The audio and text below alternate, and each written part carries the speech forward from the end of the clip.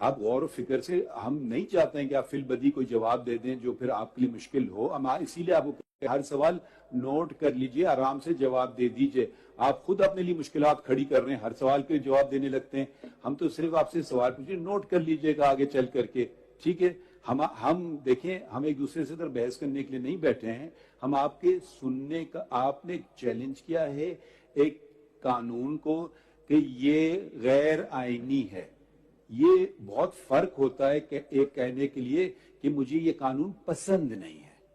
ذرا آپ پلیز نہ خاموش رہیے 2 منٹ، ہم بھی آپ کو سن لیتے ہیں خاموشی سے، آپ بھی تھوڑا سا تحمل کا اظہار کر لیں. تو یہ بہت سے قانون ہیں، شاید مجھے بھی نہیں ذاتی طور پہ پسند ہوں، ٹھیک ہے، مگر میں نے حلف اٹھایا ہے کہ میں آئین اور قانون پہ عمل کروں گا، تاکہ انلیس کہ میں اس کو اسٹرائک ڈاؤن کر لوں قانون کو، وہ ایک الگ بات ہے کہ یہ الٹرا وائریز دا کانسٹیٹیوشن ہے. تو آپ نے کہا my personal opinion doesn't matter.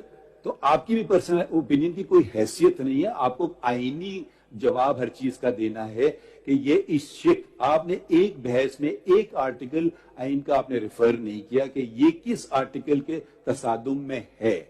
دوسری بات آپ نے جو بالکل نظر انداز کر رکھی ہے، یہ ہم نے سیوموٹو کیس نہیں لیا. اگر ہمارے حقوق پہ اتنا زبردست وار پارلیمنٹ نے کیا ہوتا تو ہم نے بہت سارے کیسز میں ہم نے خود بھی اٹھا لیے کیسز کو. یہ تو آپ ہمارے طرح سے وہ ڈیفینڈر کے طور پہ رونما ہوئے ہیں اور کہا یہ جنگ میری ہے. ٹھیک ہے، یہ صرف پروسیجر میٹر ہے، کس میں کسی کی رائٹ غائب نہیں ہو رہی، کسی کی رائٹ ایک رائٹ کنفر ہو رہی ہے، کسی کی رائٹ چھینی نہیں جا رہی ہے. تو برائے کرم آرٹیکل 184(3) کے دائرے میں رہ کر آپ نے، جس کا آپ نے ایک لفظ نہیں ذکر کیا ہے، وہ کہتا ہے any matter of public importance. چلیں جی، پبلک